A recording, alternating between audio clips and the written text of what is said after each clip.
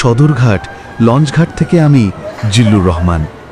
মানুষের ভিড়, হইচই, নদীর ঢেউয়ের শব্দ সব মিলিয়ে এক অস্থির পরিবেশ।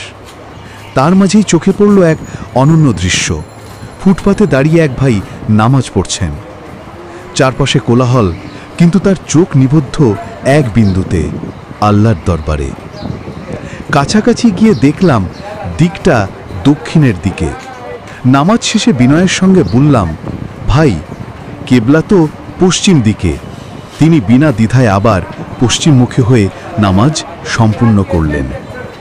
এই দৃশ্য আমি আগে থেকেই ভিডিও করছিলাম, কারণ ভাবছিলাম আমরা অনেকেই মসজিদের এসি, কার্পেট সব সুবিধা পেয়েও নামাজে যাই না। আর এই ভাই ফুটপাতে দাঁড়িয়ে ধুলো, শব্দ, ভিড় উপেক্ষা করে মন দিয়ে নামাজ পড়ছেন। আল্লাহ যেন আমাদেরও এমন ইমানদার বানান। আমিন।